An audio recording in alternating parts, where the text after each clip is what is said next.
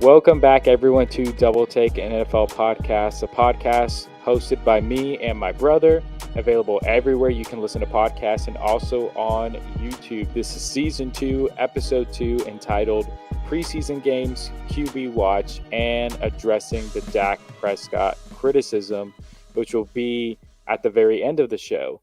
But Daniel, how are you, man? How are you feeling with now preseason starting to ramp up at this point? It's actually really great. I think Thursday I was doing an event and I realized before we started, I was like, man, football's back tonight. So I turned it on before we got started and started watching a little bit and I was like, man, I really miss football. Mm-hmm. And so yeah, I'm excited that the season or at least the preseason is starting and getting to see just some action. Even if it's the limited clips on YouTube. Yeah. I'm happy the season's here. Yeah, for sure. And so we're going to dive into the first 3 games that were played. One of them, I won't be able to talk about it as much because I didn't watch that game because I didn't know that the game was going on. But the first game that we're going to talk about is the Hall of Fame game, which was the New York Jets versus the Cleveland Browns, to where Aaron Rodgers didn't play, Deshaun Watson didn't play, but we did get to see Zach Wilson play a little bit. But Daniel, talk to me about that game and what you saw and what you thought. It's always hard to gauge, especially that first game, how good someone is going to be. I think the player that stood out to me, I think it's what everyone was talking about, Hmm. and it was DTR, Dorian Thompson Robinson. Yeah, man. So if anyone doesn't know, everyone knows how big of a Trevor Lawrence fan I am, and the funny thing about it is that in I first saw uh, Trevor Lawrence in an Elite 11 type of like episodic, series, and Justin Fields was in it, but also Dorian Thompson Robinson was also in that group, in Hmm. that Elite 11 group, and so I already knew of him, and so he was a guy that was like, hey, he has a lot of raw talent, but is he a guy that can put it together? Hmm. And so getting to the NFL, he was drafted, I think, in the 4th or 5th round. I'm not really sure where he was drafted, but he was drafted pretty late. And so, for a team like Cleveland, that has Deshaun Watson, and apparently he's been killing it in camp. Hmm. Um, you wonder where a guy like Dorian Thompson Robinson where is he gonna land? Hmm. And so I think the Hall of Fame game was a perfect stage for him to Yeah. kind of show because who's the backup right now? I'm not really sure who their backup is. Kellen Mond Okay, from Texas A&M. if I'm Cleveland, I would already just put Dorian as the backup now. Mm. I think the way he his poise, his pace, how he played was great. He used his mobility as an added piece, not a crutch. Hmm. Um, Actually, that's really premature for me to say for like seeing clips that may be out of context. Hmm. But it looked like when he was like on the move, he was looking down the field, and I think that's important for a young player because you can grow on that. And Hmm. if you're a guy who immediately at the first sign of trouble you dart, that's harder to get them out of that. Right. And so I think DTR did a really good job. As for me, he was a highlight. And Zach Yeah. Wilson, he looked pretty good in stretches too. So that's also a plus if you're a Jets fan. Like he's gonna sit behind Aaron, and hopefully some of that will rub off on him. Yeah. And so I think, I mean, it was a great game, like a fourth quarter comeback. Yeah. So I thought it was amazing. Yeah. DTR, I think, coming from UCLA was a fifth round pick for Cleveland. Especially when you look at someone like Kellen Mond, who was previously with Minnesota. I think they thought that Cleveland thought that Kellen would be, this a solid backup for Deshaun Watson based on the kind of system that they wanted to run. Deshaun's a little bit mobile. I wouldn't say he's extremely mobile, Hmm. but he can get outside the pocket. I'm not comparing the two when I say this, but when you look at DTR, he spent 5 seasons in Yep. college. Mhm. Brock Purdy also, I mean, he started maybe for 4 seasons in college, like full years of college. Yep. So DTR is coming into the NFL with a lot of experience in playing quarterback Yep. in college. Um, and you're starting to kind of see how that experience, Right. can go. And so I think DTR really he played well. He impressed me. He stood out for sure. Always made the right decisions. Most Mhm. quarterbacks do in the preseason because they want to impress. But I'm really interested to see where he goes moving forward, especially with us talking about, you know, what are the expectations for Deshaun Watson? Like, Mhm. I think he's DTR's really put himself into a position to where he could be a solid backup and Oh, the yeah, clear for cut sure. backup Yeah. for Cleveland. I think Zach Wilson, we always knew that he had talent. We always knew that he was able to throw the football. It's him putting in the work and working on his mechanics and all of that to be a successful quarterback. And having a guy like Aaron Rodgers with him, I mean, him throwing that 50-plus yard pass Yeah. in the Oh, game, yeah, that was a beautiful throw. it was Yeah. impressive for sure. Beautiful throw. Yeah. Uh, and so I expect Zach Wilson to get better and better. And maybe I think that's what Zach Wilson needed. Coming out of BYU, you knew he was extremely talented, but especially with that New York Jets organization, there was no one on that staff. There was no one in that organization who really was able to give Aaron what Aaron had in Brett Favre and what Jordan Love had in Aaron Rodgers, Right. someone to kind of lead him and guide him more. And so I think Zach Wilson is already showing some of Yeah. the positive, Mhm. uh, just some positive things from being mentored by I don't know Aaron if he's being Rodgers. mentored, but having a guy like that to I think watch he every is. I day. think he You is. think so? Yeah, I think he's Aaron's clearly taken Zach Wilson under his wing, showing him the little things, showing him how to do things right, um, and so I think that that's going to benefit Zach Wilson moving forward. Yeah. But the next game that we have to talk about is C.J. Stroud, the Texans, playing against New England in a game. He comes in for 2 series, goes 2 for 3 for I think 15 yards. Mhm. Does throw an interception, but he's also sacked 2 times Yeah. and really pressured throughout. But Daniel, give me Yeah. your thoughts on C.J. Stroud and his debut. No, I think you hit it on the head, like, I know his first completion was like a little pass to the sideline, which I thought Mhm. was a really well placed ball, um, and I think the main focus of what his time was just the pressure was a lot.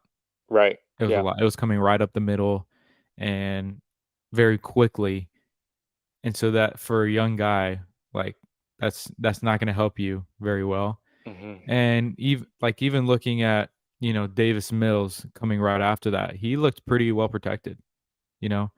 Um, and there's also, like, the experience there. He was able to slide, move around in the pocket that I don't know, it just looked on the sacks that CJ Stroud had, like, they were just coming from the guard positions, not really from the outside, but from the guard position, so it's kinda hard to get out Hmm. when your feet are set and then trying to get out, and so that interception was pretty bad. It looked like one of those, and not to pile on Dak, but you remember, like, there's times where Dak would double pump, Oh yeah, and for sure. Yeah. and so that interception, that was a double pump. Yeah, for sure. And so but I also understand why he double pumped because it wasn't entirely open. And so I'm gonna I mean, I haven't looked on Twitter, so I don't know what people are saying about, but I have a feeling that when I go there, it's like, "Oh, CJ Stroud is a bust. He's gonna be terrible." And so but I think that's why you draft a guy the second overall pick. I think people forget or they wanna forget that Peyton Manning in his first year of starting threw 26 touchdowns, which was a record, yes, but he threw 28 picks too. Yeah. And I know people wanna go away from that. And it's like, "Hey, we just because Peyton Manning did it doesn't mean that that's what just because you draft a guy in the first round doesn't mean you should throw him out there if he's gonna turn the ball over." Hmm. And so I think let's sit and wait. Let's wait for the rest of the preseason to play out. Let's see how he does with a little bit more time other than 2 series, Hmm. and let's just see what he does. I know that it's easy when you see someone like DTR, who's a 5th rounder, go and light it up, and then you see a guy who's drafted with a 2nd overall pick not play as well, and it's easy to be like, "All right, let's get rid of him," or let's go with Davis Mills. But let's be patient. Let's wait. Let's see what happens next week. Yeah, I think this season is definitely going to be some growing pains for CJ Stroud and the Houston Texans. I don't think that Yeah, team is anywhere near, and no one, hopefully, no one has these major expectations for CJ Stroud. I mean, if you look at his time in Ohio State, he pretty much always had a clean pocket. Even even if you look at the game against Georgia, you got to see a lot of CJ Stroud finally having to escape the pocket, make plays on his own, not being able to sit back there and make plays. But in the NFL, with this offensive line, he's not really going to have a lot of time to just kind of sit there, wait for things to develop and throw it. I'm going to go ahead and give him a pass on the interception, only because, first off, it's third down and like 20. There's no way that he's going to be able to get the first down anyway. Him probably already knowing that he only has 2 drives. He's like, I'm going to try and make something happen, and maybe did force a throw. The pump fake, I think you're absolutely right. You know, it kind of looks open, but there's some hesitancy, expecting maybe to get hit or something, and realizing, okay, I do have time to throw a little bit. right. Um, he's a rookie. Those are just things that are going to happen. Um, so I'm not really going to criticize him in terms of that, especially with the way that the offensive line played in that game. Um, I think Bailey Zapp looked pretty good. I thought New England looked pretty good early in the game, Yeah, but then Houston just turned it on late in the ball game. yeah, they Uh, really did. you had some players fumble and things of that nature. It, especially if you look at the way that New England's offensive line looked towards the end of the game, right at their own goal line. Like the fact that JJ Taylor was able to avoid the safety was Yeah, pretty impressive. that's pretty impressive. And I think, especially if you look early in the game, their offense already looks better now that they have an offensive coordinator. Mhm. Um, and the fact that Mac Jones didn't play in this game gave me some Yeah. really good confidence that he is going to be the starter week 1, You think despite so? what Bill Belichick says. It depends on how Mac Jones maybe plays in the second preseason game. Right. I think Bailey Zapp did look really good, um, but I still, you drafted Mac Jones in the first round. Yeah. He led you to the playoffs in his first year. Then you screwed him over by Yep. having 2 Big time. defensive guys Big beat his time. offensive coordinator last year. Yep. And now that you bring in Bill O'Brien, say whatever you want Oh, about he's a great offensive how, coordinator. yeah, Yeah. but in Alabama, people think that they took a step back offensively. Mhm. You know, Yeah. whatever. But even in Houston, he was a really, really good coach. He just was terrible as a GM. Yeah. But as a coach, I think he is pretty good. And now that you put him back with Bill Belichick in this system with Mac Jones, who I still think is a pretty good quarterback, Yep. I'm excited to see Mac Jones. I mean, he can't do any worse than he did last year. So For sure. I'm Yeah. expecting some big improvements from Mac Jones. But we're going to actually talk about him a little bit later in our segment in quarterback watch. But yeah, for CJ Stroud, I think this is just parts of his growing pains, of parts of him being in Houston. Yep. It's just I going to think be so. tough. It's just going to be really tough. The question is, can he be right mentally throughout Right. this season to And where here this doesn't affect him long term? right, and here's the thing, and I'm gonna ask you this. Would you have left him in the game? No, You wouldn't have? no, not with the way the offensive line was looking. Okay. Mainly out of just injury concern. Okay. Well, Like because like, he told reporters yesterday, he's like, "I would have loved to stay in to fix my wrongdoings." which I And expect that. there's a lot of Mhm, people also been like, mhm, "Hey, this is what the preseason is for. The preseason is for it should be, I guess is what they're saying. It mhm. should be to give your rookies those reps, Yeah, to throw them into the fire, let them see if they can handle the pressure." But I also understand your concern about, the offensive line wasn't really if the offensive line had been protecting him those first 2 series, I think they then probably you would have leave left him him in. in. Mhm. But the fact that, they were playing pretty shoddy, Yeah, help them make that decision. But yeah. yeah, for sure, and I expect him to play more in the next 2 preseason games. Right. Yeah. I would say they probably would give him a quarter next game, and then maybe give him, the first half and the last one, Right. I Yeah. would think. Um, but I just the way that the offensive line was playing, how they were failing to protect him, I really wasn't surprised that they pulled him after the first 2 series because they were not looking good. Right. Yeah. But Daniel, you're going to talk to us about the last preseason game. I didn't get to see any of the highlights or anything like that, but anything stood out to you for the Minnesota Seattle game? Drew Lock looked pretty good. He did throw a really bad interception. Hmm. But for the most part, he looked pretty good. I think he's looked better than he has, in his career. Um, so I think Seattle looked great. Their Yeah. defense looked great. Their offense looked great. The running game wasn't all that impressive. Their passing game was pretty great. And on Minnesota's end, I I do like Nick Mullins. I really do. I like him a Hmm. lot. Played pretty well. He's kind of like another guy. I don't want to throw him in the same boat as Colin Kaepernick. They played well, but Hmm. they ended up not getting the wins to match that, if that makes sense. Um, So someone who that would remind me of is be like Taylor Heineke. Pretty Like much, like they he's a good play pretty player, decent. but Because you remember, like Nick Mullins was a guy who was throwing for 300 yards a game. hmm, Would throw like 2 touchdowns, but they would still lose. And so I think that's kind of what Nick Mullins is. yeah. Um, but yeah, it was see Minnesota played well in the first half, but like in the second half, Seattle just really turned it around and just kind of like jumped on top of them from the jump. There Hmm. was um this really weird punt return thing where like they kind of like just tossed it to Seattle and Seattle just took it and ran in the end zone, Hmm. which is really cool. But yeah, other than that, I think the only thing to that was yeah, just Drew Lock. And then they had like their third string guy. I believe he's a rookie. He's a left-handed guy. And I don't think he's gonna make a roster. I don't think he's an NFL quarterback. Just the way he played. Now he got lucky. Like he had like a 20-yard run and Yeah. then he threw like a 30-yard touchdown. But it was one of those things where he got pressured really quickly Hmm. and just literally just threw it like out of desperation. Hmm. And he underthrew it so much that the defender kept running and his receiver waited back and caught it like a punt and then ran into the end zone from there. Yeah.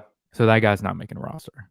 Mm. Like to me, if I was a Seattle coach, I'm like, bro, what was that? Yeah. Like Well, I'm it's gonna it be interested to watch that like after it's good this to be after the minute. lucky, Yeah. but long term, you can't do that. Right. And so that for me, I was like, oh my god. But yeah, that was that game. Yeah.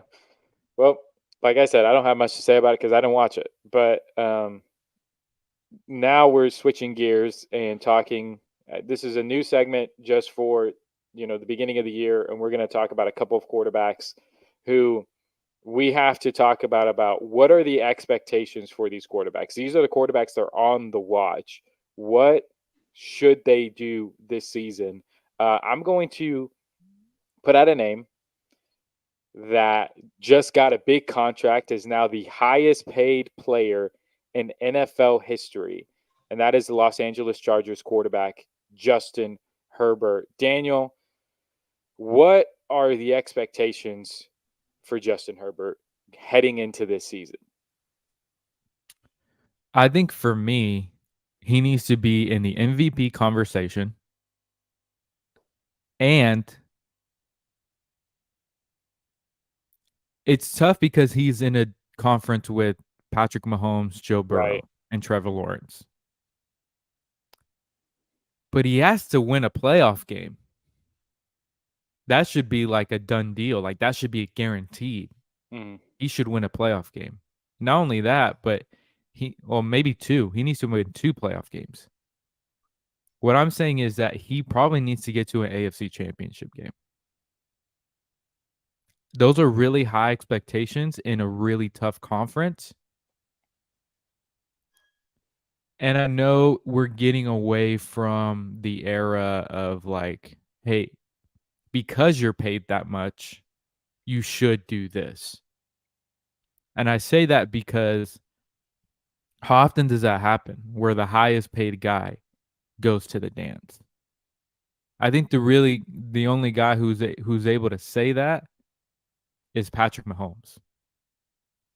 Cuz like isn't it like a statistic that if you get paid more than what was it 25%, 15 or however whatever I the think it was percentage was. Savage said 15%, I think. Yeah, like if you get paid more than 50%, your chances of going to like an AFC championship game or even a Super Bowl are way down because of the fact that you're getting paid so much. And so back in the day, it's like, hey, if you're making X amount of money, you should carry your team to whatever, AFC Championship game, Super Bowl. But for me, I think being in the MVP conversation, not just being like, oh, he might. No, like, hey, it's between Justin Herbert and this guy, Hmm. and then winning a playoff game at least. That's what he should do at the minimum.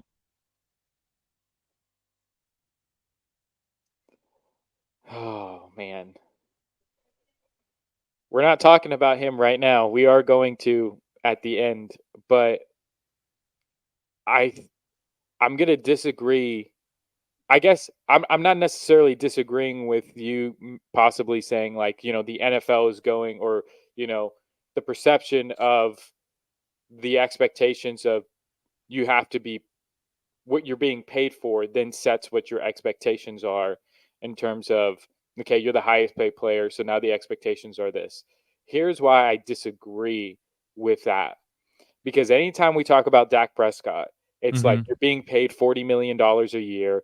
You Right. should be doing X, Y, and Z. And then we look at someone like Justin Herbert, And and we don't apply those we don't expectations. apply those expectations with him because here's the thing. Here's the contract that Mm-hmm. Justin Herbert signed. 5 years, $262.5 million.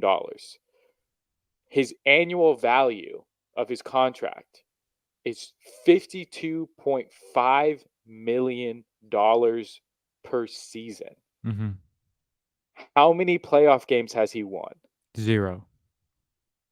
What is his overall record for his first Isn't it? 3 seasons? Isn't it like a barely above 500? He's 25-24 as an Mm-hmm. NFL starter. Yeah. We get it. Last year, they had a bunch of injuries, Mm-hmm. coaching issues, Right. all of that. But he also had a 27-point lead against the Jacksonville Jaguars Mm-hmm. in the wild card round. 27-point lead with 2 quarters to go, and you still lose that game. Right. So the expectations for Justin Herbert, you have to win a playoff game Yep. and you have to play well Yep. even if you lose. Yep. I think Like, so. I think he has to be competitive. Like it can't be a yeah, blowout. Like right. there's no doubt he's going to run into Trevor Lawrence, Joe Burrow, or Yeah. Patrick Mahomes. It's Hmm. inevitable. Even Josh Allen. I can't believe I forgot him. Hmm. But you got to play well. You got to Yeah. be there so that way we can go the next morning and say, "Hey, it wasn't Justin Herbert." Hmm. That's what we got to say to that. Yeah. And the only pushback I would have against Dak is actually it wouldn't be a pushback. It's just something to consider.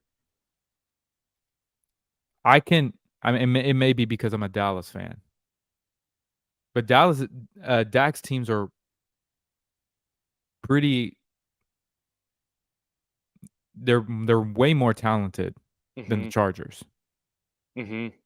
And I think, especially in the San Francisco games, if Dak plays mediocre, Mhm. they win those games. Yeah. I think that the criticism with Dak, and like you said, we can get into it later. It's that the past couple of years, his defense has played well, and he hasn't. Mhm. The thing with Justin is just in the, and I think maybe we I here go ahead. here's what I believe. Yeah, I would understand that if people rode Justin Herbert as just as hard hard. as they rode Dak when Hmm. Justin blew a 27-point lead. Yeah. Like, I don't think that is being talked about enough. I think people are glossing over that and they're blaming coaching and they're blaming all these things. But the coaching had a 27-point lead. Hmm. That even if Trevor Lawrence did his thing, Justin Herbert should have done his thing Yeah. to get back. At least get a score because I don't know if he even They scored don't anything. I don't think they did. And so when you're talking about um, the highest paid Player. player Hmm. in NFL history to blow a 27 to nothing lead, there because I think it's because of his talent. It's because of, and this is where, and you're probably going to get upset when I say this, but it's probably one of the I wouldn't go as hard as Emmanuel Acho, but that's what Emmanuel Acho was saying at the beginning of, or like in the middle of like last season with Justin Herbert, of where I think he's right to some extent. I think it's because of the talent that he has, the arm that he has, just the it factor that he naturally has, Hmm. just being Justin Herbert. I think he gets a pass for a lot of his shortcomings, and all the blame gets put on everybody else. But when you lose a game where you're Yeah. up 27 to nothing, Yeah. it can't all be on coaching, because if that was Dak blowing a 27-point lead, Oh man, he'd be gone. hmm more so than he's already being criticized right now. Right. But so I'd say for Justin Herbert, the expectations placed on him should be. They should be pretty big. They should. Mhm. And if everybody is saying, if Kellen Moore is the offense coordinator that everybody says that he is, Hmm. and if Justin Herbert is the quarterback that everybody thinks that he is, they should go to the playoffs. I'm not going to say they should win their division, because you have Kansas Yeah, City. it's gonna be tough. Although with Chris Jones holding out, Yeah, that opens the door for the Chargers, because their defense isn't going to be any good. Like they're Chris gonna Jones, struggle. They're gonna struggle without that anchor like Mahomes has to basically be perfect for again. them to win their division if Yeah, Chris Jones isn't there. yeah. He's gotta kind of cover that blemish Hmm. if Chris Jones decides to take this into the season. Yeah. And I agree with with your takeaway. Like I completely agree. Like I think a lot of people are saying Cowboys fans are delusional and saying Kellen Moore wasn't any problem with Dallas's playoff woes. And Hmm. not to say that Dak didn't have anything to do with, because we obviously came out the next day and said he did. But I think, yeah, like you tweeted out, I don't know, a couple days ago, just about, hey, Hmm. these are what Cowboys fans are saying. There were situations During the season, where in crucial points in the game, and I think you brought up the Vikings game where Packers game. Packers game, but I also remember the Vikings game where your running game was doing amazing and you put the ball in Dak's hands when it didn't need to be necessarily in that situation. And The those type of prediction. things happens Hmm. so many times throughout what the 3 years that he was OC or calling plays or whatever. Hmm. And so that's what Cowboys fans are saying. And I agree with your takeaway that if you're the highest paid quarterback, you're matched up with an OC that everyone and their mother believes is a great OC. You're right. You should be successful. Like I said, be in the MVP conversation, win a playoff game, and be competitive in the next one. Mhm. So yeah, I agree with that. Well, and I'll even add one thing because I know some people are gonna say of just like, well, you're paying him $40 million. Shouldn't the ball be in his hands? But another issue with the offense and with Kellen Moore is that the offense is also predictable. Um, Very. Defenses know what's coming and they know Yep. which routes to hop on and, Absolutely. and all of that. Um, and your receivers couldn't get separation. Like, Mm. so again, we'll get to that later on. But I Yep. think for Justin Herbert, those are the expectations that are being placed on him. Um, so I'm interested to see kind of where he is moving forward. The Yep. next quarterback on the hot seat in this is Derek Carr, going to a brand new team, left Las Vegas after they said that he couldn't lead. There's really a big question about the kind of quarterback that Derek Carr is. Even looking at his numbers, he does not necessarily in interceptions, but he does turn the football over quite Quite a a bit. bit. Quite a Um, bit. and had one fantastic season to where I think he got hurt. And I think if he wouldn't have gotten hurt, probably would have possibly been a league MVP candidate, at least in the top two. Hmm. But what do you think are the expectations now that he's going to New Orleans with that defense and with the weapons that they have on offense? What are your thoughts on what are the expectations for Derek Carr? I think for me, the expectations I'm going to have for him is he's going to be very competitive in that division. I think that division is right there for the taking.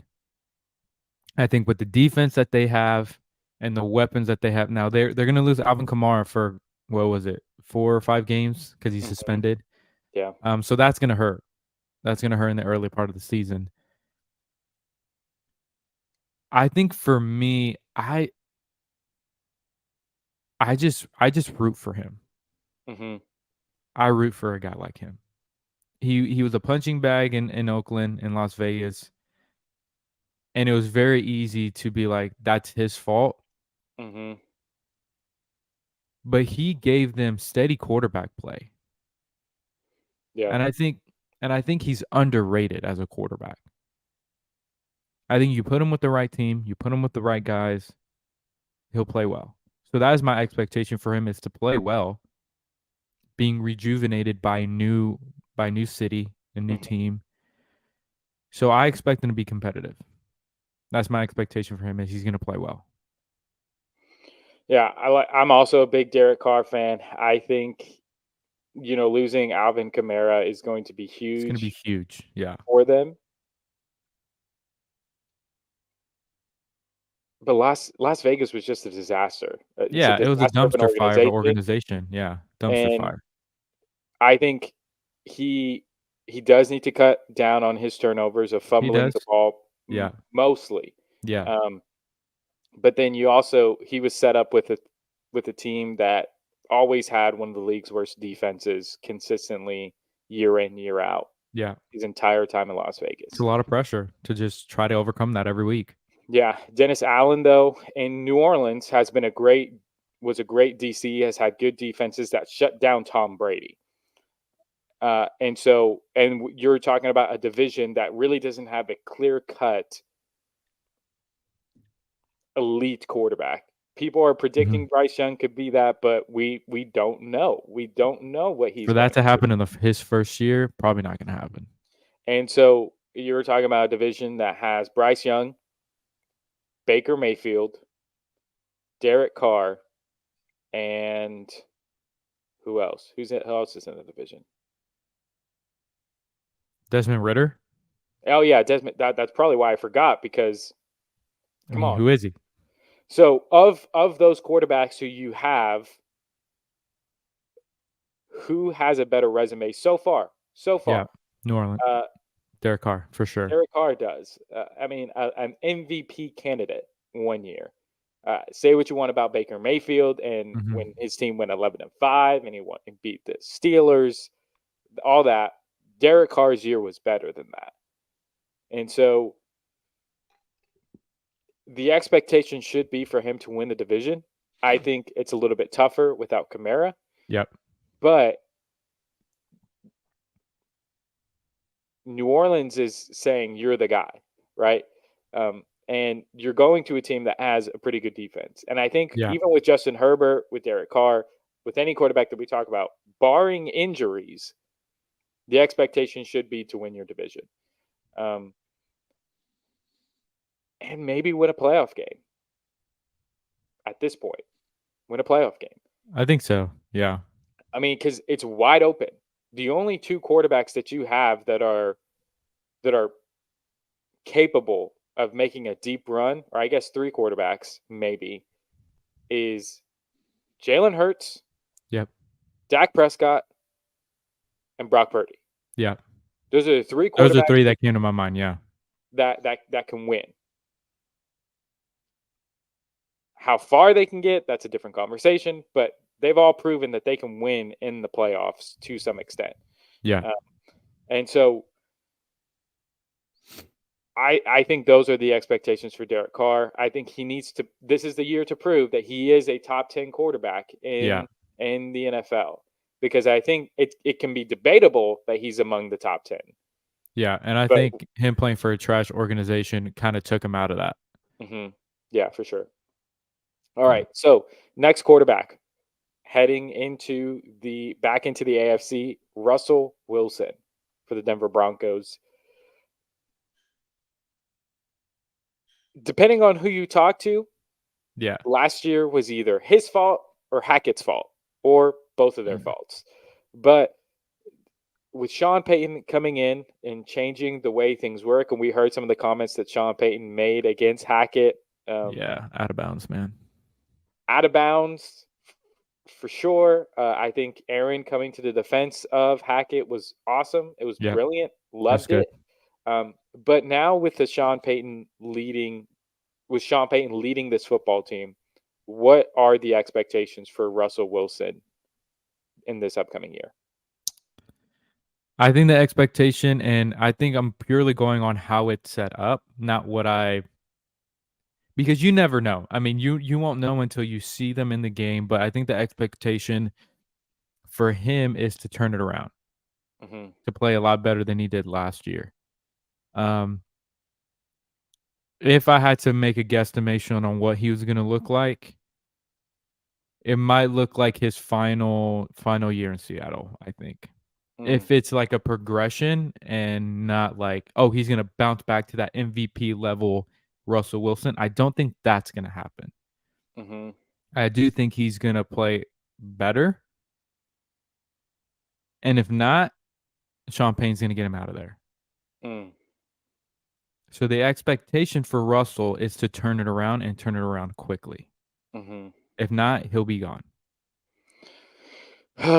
yeah, there is a lot of again. I was, and Daniel knows this. I've been a Russell Wilson fan since he was a rookie in Seattle. Watching him in the preseason, I was just really impressed with what he could do, and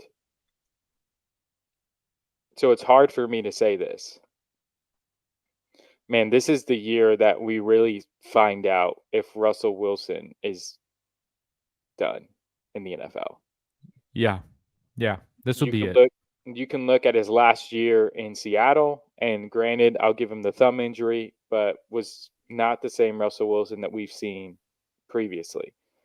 Then you look at his first year in Denver, and you hear all the things coming out about him, about wanting his own office, about Sierra having her own room, like having his own crew in the facilities of whether those things are true or not. That's not for me to say. I don't really follow all of that, but those are the things that you were hearing coming out of Denver. And then him having the year that he had last year, abysmal. Only had 3 to 4 wins last year. Yeah. Lowest completion percentage of his career. So, and especially if you're looking at a coach of Sean Payton, who once took the New Orleans team in his first year to the NFC Championship game. Yeah. So there are high expectations for Sean Payton, for sure, to turn it around. But all I'm expecting for Russell Wilson is like, show us signs that Russ is still there. Yeah. Because that's what people are wondering. That's what I'm wondering. Is Russell Wilson still that guy? And I Mhm. think there's been clips in training camp to where, he's looking a little bit like the old Russell Wilson that we know. Right. And so all I'm expecting him to do is get back to that, and I think the rest of it will take care of itself. Yeah. He's playing. We're going to say this a lot about AFC quarterbacks. They're playing in probably one of the toughest conference in the NFL with all Josh Allen, Patrick Mahomes, Yeah. Lamar Jackson, Joe Burrow, and then you have a lot of quarterbacks coming up on the rise, like Kenny Pickett and Deshaun Watson is coming back, hopefully.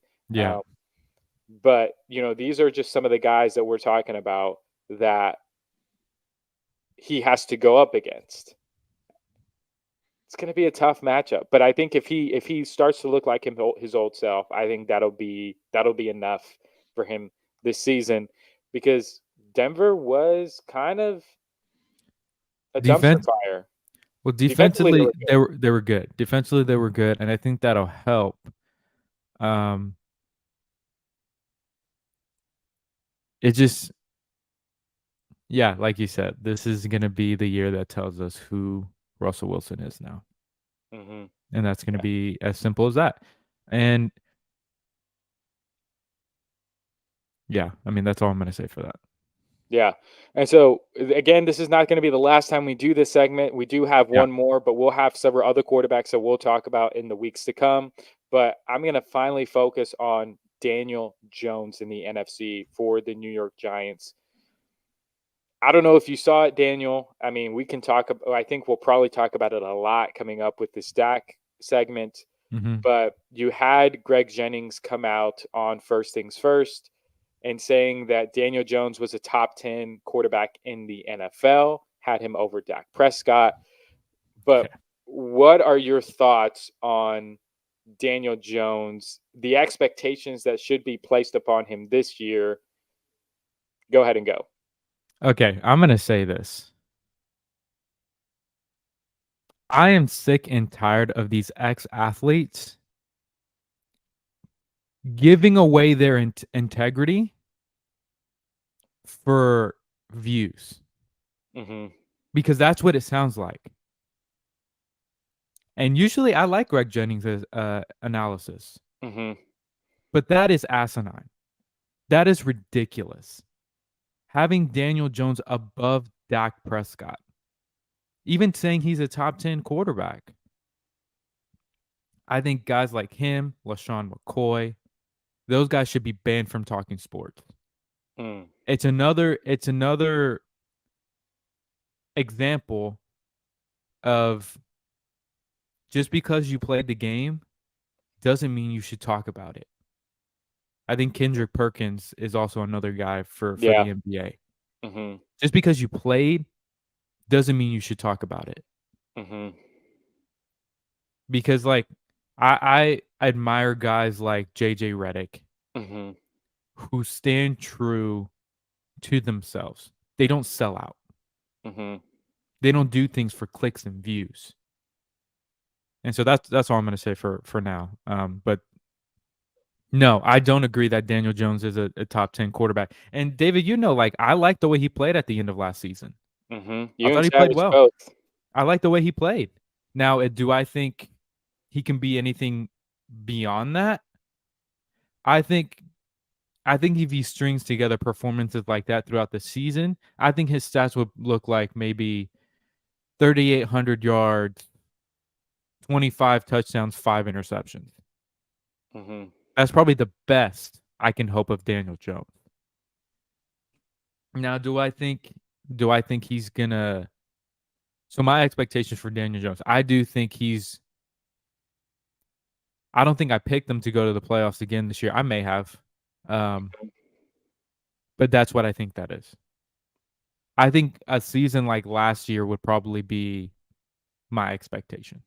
Yeah. I I don't think they can go past that. I may be wrong, but I think because like you say, Dallas having Jalen Hurts and the Eagles number, they they set up a house in New York yeah. every year. Mhm. And so I don't see them getting past Dallas. I don't see them getting past Philly. I don't see them getting past San Francisco. I think they can beat, the lower seed teams. They can win that, but they can't go beyond that. Not from what I've seen yet. Yeah. I think I pretty much agree with everything that you're saying. Um, I think that the game against Minnesota was an outlier because I think Minnesota is just that bad. I think there were Defensively, pretenders. yeah. Yeah, I think Defensively, there were yeah. pretenders all year long defensively, Yeah. and so my expectations of Daniel Jones is I'm going to use one example of why Daniel Jones. I don't think that he is going to be a top 10 quarterback. You look Yeah. at Thanksgiving against the Cowboys. They were struggling. The Cowboys were struggling offensively. Dak was struggling offensively. They couldn't figure out what they wanted to do in that game. And the Giants had an opportunity to hang around. Mhm. It was a 4th down and 2, I believe. And it was a play action play to where Oh, yeah, I remember all this. Daniel Jones had to do Yeah, I remember that. was complete it to Saquon Barkley. They would have And won. again, I love our defense. I love what they can do. But if Daniel Jones hits Saquon, Saquon scores a touchdown. Yeah. That's how open he was. That's how blown that coverage was. And he threw it in the dirt. Yeah. That's the Daniel Jones that will appear more often than not. But you paid him $40 million a year to Mhm. be your starting quarterback. You paid him over Saquon, which again, It's a safer talking about bet. Yeah. you're talking about running backs. Right. The Sure, devalue, yeah. sure, all of that kind of stuff. And I mean, you'll have a lot of people who I think will disagree with us about that, about paying running backs and all that kind of stuff. Right. Some Yeah. people will pay them anyway, especially if it's someone like Saquon Barkley. But we said the same thing about Ezekiel Elliott. We So, did. but you're paying him $40 million a year to be your starter. He has to build upon what happened in Minnesota. This is mostly a joke, but I remember a guy who throws the ball in the dirt a lot, and he gets paid $40 million.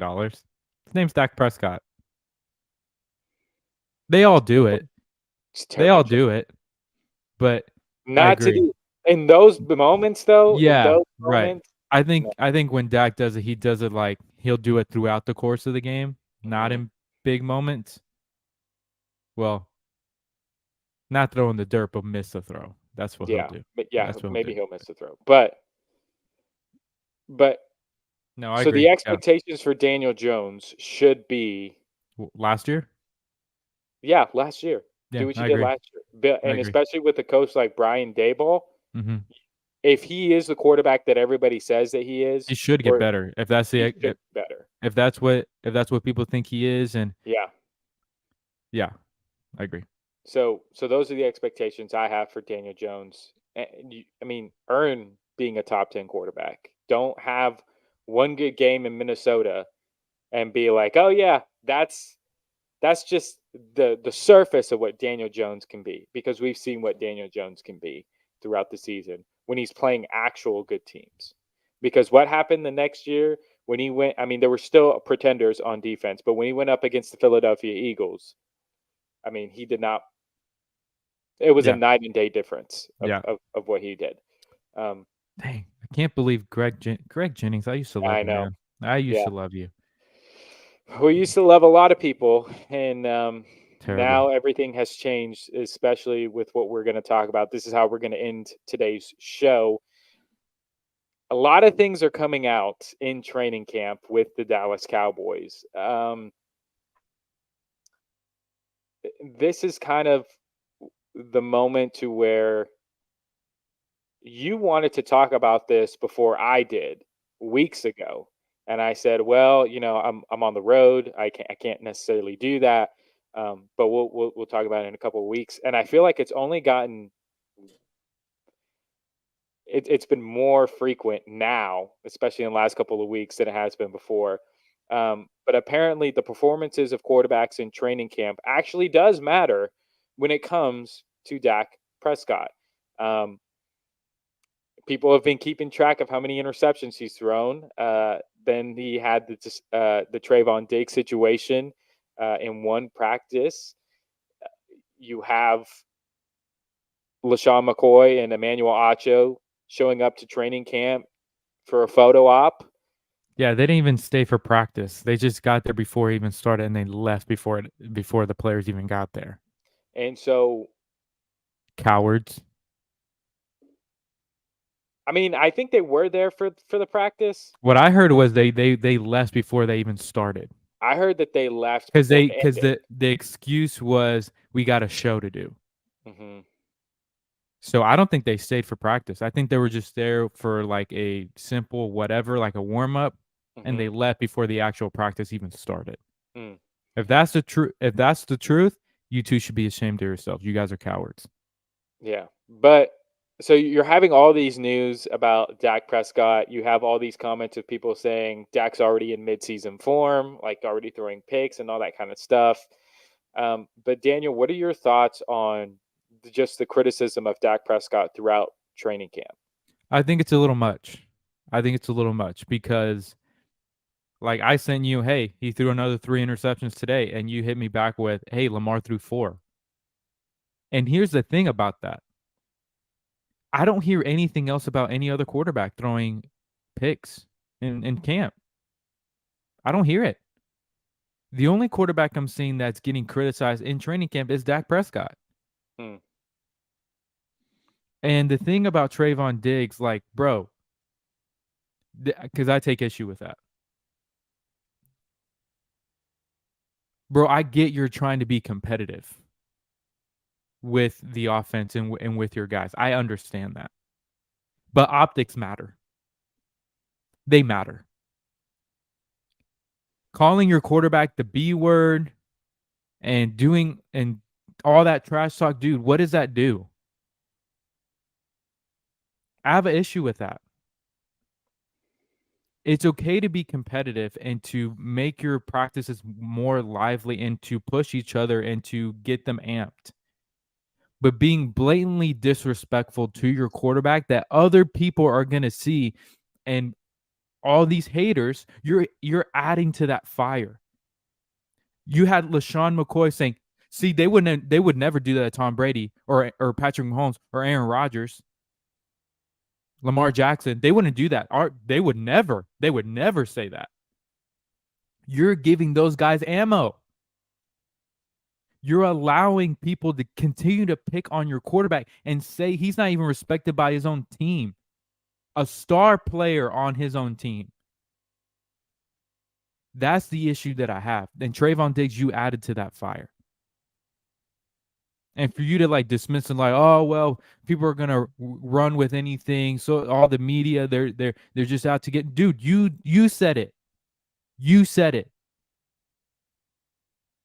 No one baited you into saying that. You freely gave that up in front of other people during practice. And then you want to come back and say like, oh, Dak's a great quarterback. I believe we can go far with him. Mm. Dude, actions speak louder than the words that you said. The first thoughts that come out of your mouth are going to be taken more seriously than when you try to backtrack it. So that's been my whole issue with the whole Dak Prescott thing. He's the only guy that's getting criticized. He's the only guy who's being disrespected by his teammates. And so for me, like, that's the crazy part about it. I think the Dak Prescott is an easy punching bag right now. Hmm. He's the lowest hanging fruit in the NFL. You can always score cheap points by, disrespecting Dak Prescott. But I think and David, I'm not the biggest Dak Prescott fan. Mm-mm. I'm not. I'm very, very hard on him. Yeah. But it's even rising to a level where I'm just like, and I think the biggest thing that set me off was the Trayvon Diggs thing, honestly. Well, and I guess I might have a different take on you when it comes to the Trayvon Diggs situation. Um, I mean, should he have said what he has said? Probably not, and it definitely didn't help the optics for sure. Um, and it did open up the conversation to see Dak Prescott's teammates don't even respect him. Like, what kind of a leader is he really? And so I get that. I think though Dak deserves some blame kind of for that, because what came out of training camp even after that, what was said by Dak and was said by Trayvon, was said by a lot of people in the Dallas organization, is that Dak also talks like that with the defense and with everybody. Like, he's the one, he initiates all that trash talking. Um, Now, does he say it to the extent that Trayvon Diggs did? Probably not. Um, but Dak isn't immune to the trash talking, and it's said that he mostly starts it. Um, Mhm. Now, I do think that the criticism with Dak Prescott, like the interceptions that he's throwing, this and this and that, um, I think I've just hit a point now to where I'm. Let's do a QB watch for Dak Prescott just right now, since we're going ahead and talking about it. What are the expectations for Dak Prescott? If you want people to stop saying this stuff, if you want people to stop criticizing you so much, prove them wrong this year. Do what you're supposed to do. Yep. You said that you're going to throw. You're not going to throw more than 10 interceptions. Okay, do that. I mean, that comes with a lot of different things. Let's say he throws Yeah. 14 interceptions this year, but especially what we saw, one of his interceptions even at training camp this year, his first one of the year on the very first drive in training camp, off the hands of his receiver, tipped up in the air and intercepted. Throws a perfect pass to his wide receiver, who bumps it up, tips it up, and it's intercepted. Now, if he has like 4 or 5 of that in the year and he throws 14, I mean, I'm going to be here defending Dak Prescott. And I was even saying it last year. Of the 15 that he threw last year, there's Mhm. eight of them were not his fault, because they were tipped passes or wrong routes, miscommunications on Mhm. option routes. Yeah. So, all of that being said, I think I finally come to the point where I realize I'm not going to be able to convince anybody about Dak Prescott and his interceptions and this and this and that. Everyone already thinks what they're already going to think. Right. So, what is the only way that you can shut them up? Win a It's Super Bowl. it's. It's win a Super Bowl. I think it's making it to the NFC Championship game And then playing well in it. and playing well. Because if he plays well, and then he's not the reason why. So let's take it from this standpoint. Why did the Eagles lose in the Super Bowl? Their defense couldn't stop Patrick Mahomes. See, you didn't say Jalen Hurts. Mhm. And Jalen Hurts was ranked as the third best player by his peers in the NFL.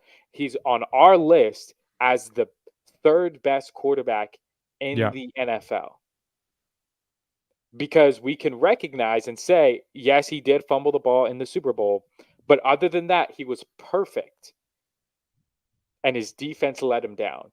The supposed one of the best defenses in the league, who got Mhm. to the quarterback the most, Yeah. lost. Mm. So if Dak Prescott can, if he's not the reason why you don't make it to the Super Bowl, I think that to me those are the expectations for Dak Prescott. Yeah, It's yeah, it's putting your money where your mouth is, not throwing 10 interceptions, more than 10 interceptions this year. It's making a deep run in the playoffs and not being the reason why you lose. yeah. I think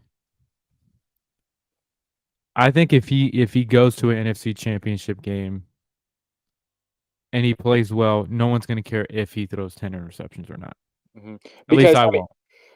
because the thing is like if yes, he's thrown 11 interceptions or maybe more because it's a brand new day and Right, most yeah. likely going to throw interceptions. Also, there's a lot of 50-50 balls. You'll just throw it up in camp because, you know, you want to give your receivers a chance Yeah, to prove what they I got. think it's a lot of that. I think it's a lot of like, all right, well, because like in games you can hold that ball And and you can throw it away, hmm but in camp it's really about reps.